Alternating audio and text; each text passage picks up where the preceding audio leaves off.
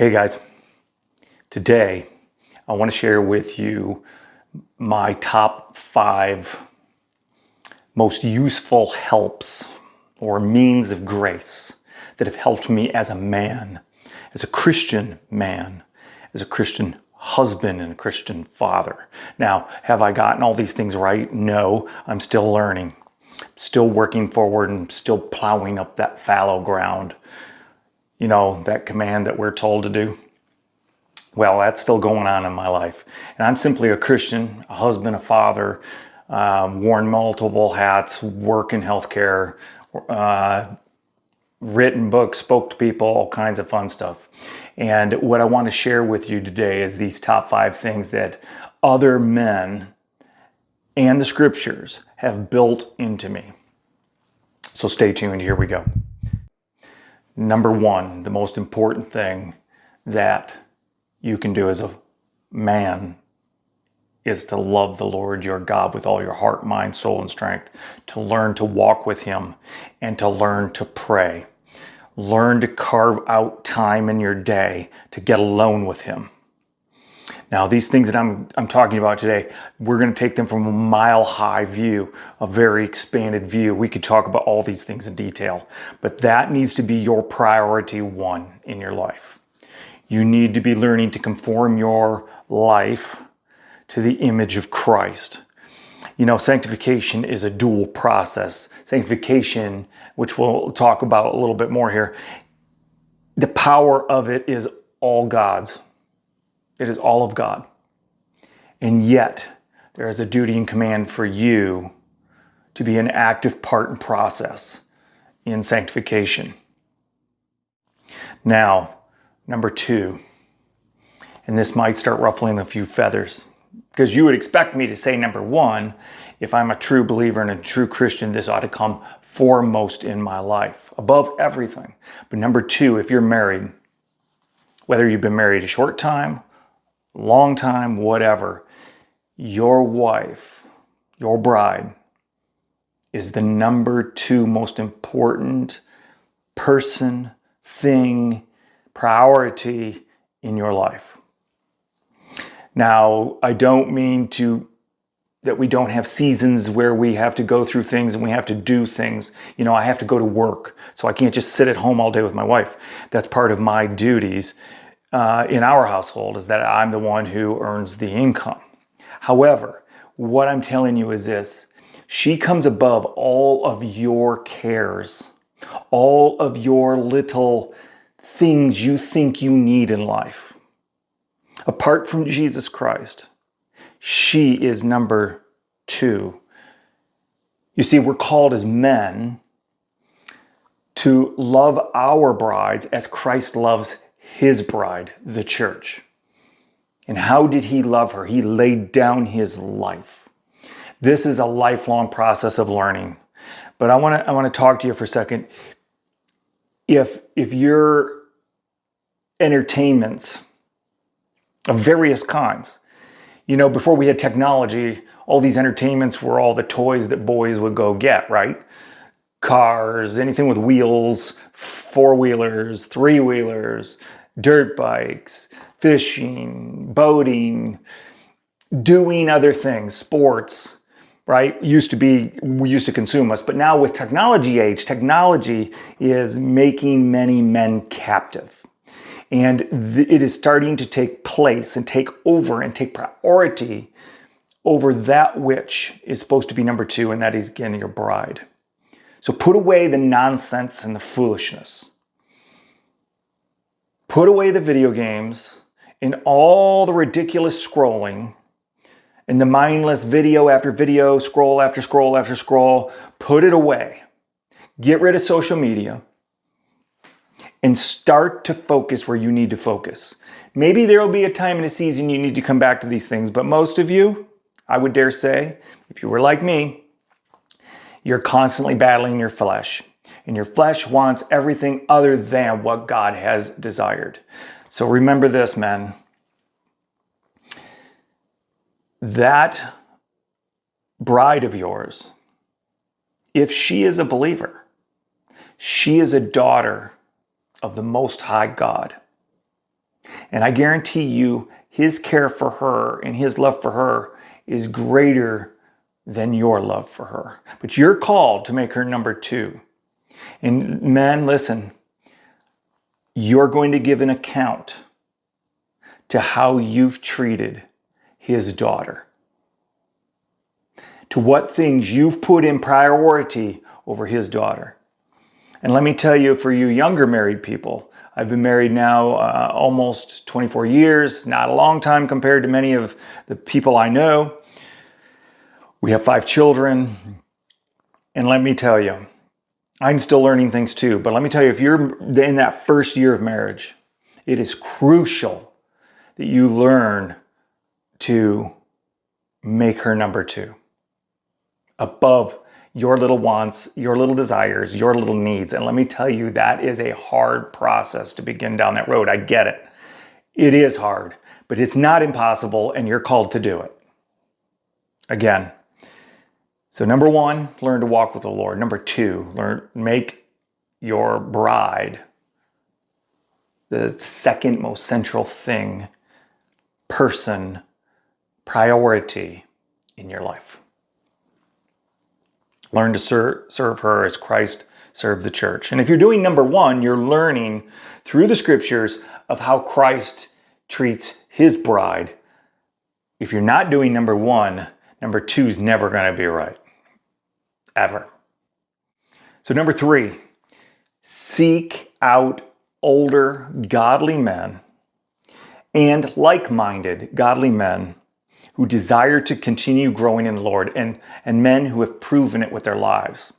Not just by their doctrine, not just by what their learning is, but through experiential reality of applying these things. You see, if you're doing number 1, you can be doing number 1 really well. Again, that's to seek the will of the Lord. Seek the Lord, seek the Lord, walk with him, learn to read his word. But you can turn that into legalism if you're not careful. See, knowledge puffs up. That's what the scripture says. But love builds up. So what we have to do is, yes, we need to grow in knowledge, but we need to take that knowledge and turn it into wisdom. And that's the beginning of the application, but it's fulfilled through love. Learn, number 3 here, is find men who will hold you accountable and tell you the truth. Not what you want to hear. You see, many of these churches today, they tell you it's all about you. Christianity is all about you. Walking with God, no, it's about you. It's about your happiness, your mental well-being. Well, I'm here to tell you, Christianity is not about you primarily. It's about God, his glory, his work, his Son, his Spirit. So that's what comes first. And you need to get around men, whether it's weekly, bi-weekly, however that works for you. But you need to get around men who are going to hold you accountable and not just talk about all the silliness and play games with you and do sports with you and all these other side things, which these things can be done in the Christian life. But they cannot take priority over your wife or over the walk with the Lord. So number 3, get alone, seek out, ask the Lord to put godly men in your life. Learn to kill the root sin of pride. Now, I'm not talking pride here is where we're proud of our children, or we're proud of the good work we've done.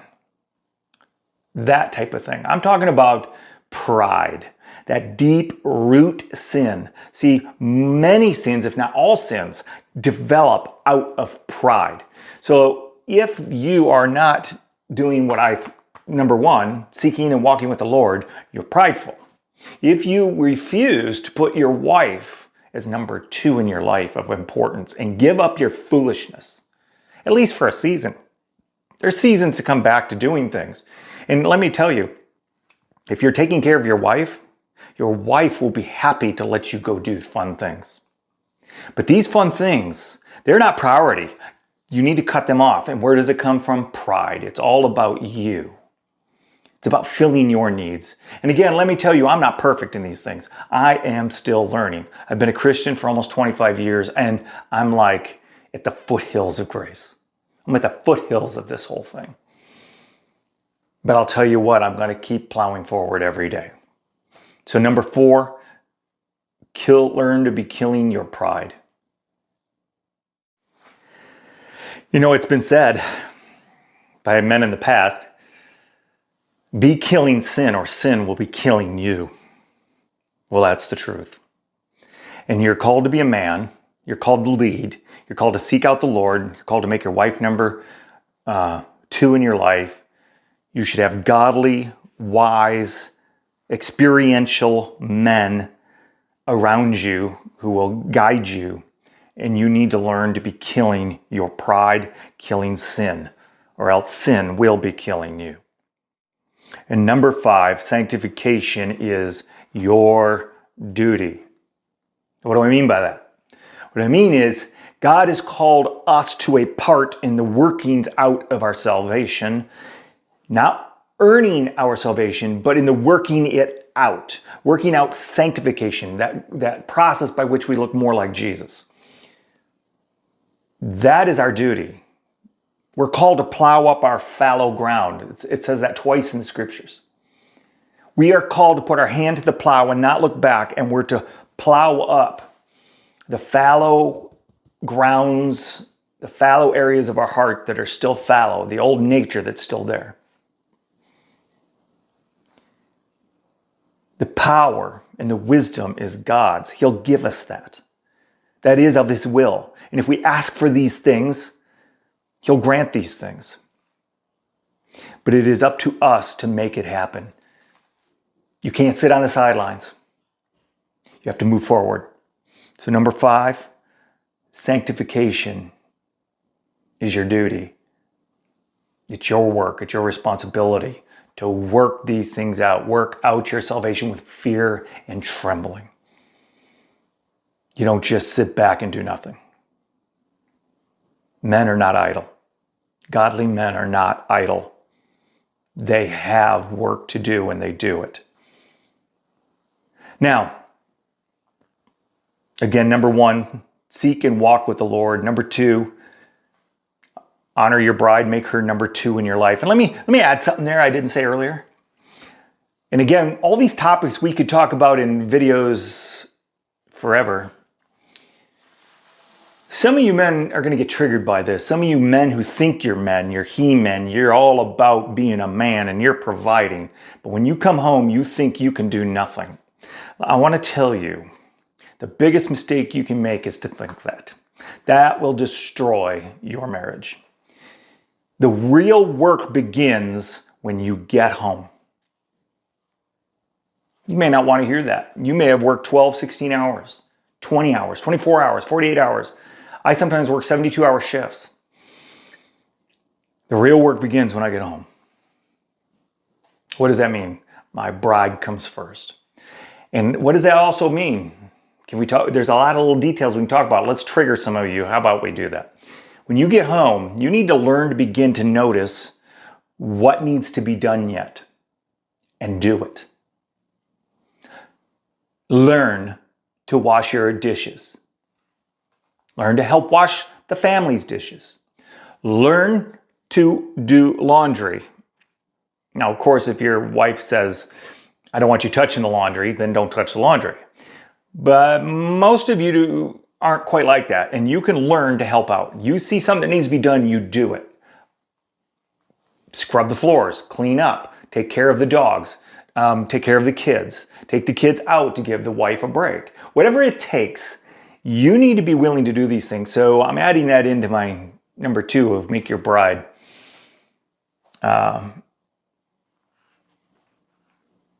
first in your life apart from the Lord. So the Lord first, your bride second. Everything else comes after that. Number 3, seek out older and wise fellowship and counsel with older godly men who are experiential and wise. Number 4, learn to be about the killing of your own sin. You need to learn to be like Jesus. You must put down pride. And number 5, sanctification is your duty. If you are lacking the strength and the wisdom, go to God, because you're probably not doing number 1. God bless. This is kind of sporadic. It's all over the place. I hope it helps some of you. I'd be happy to steer you to many messages that have helped me over the course of my life. And that you will do well if you will take heed to the things I said and to these 5 basic high overview principles. God bless. Turn off all distractions. Learn to walk with the Lord and get alone with Him. God bless.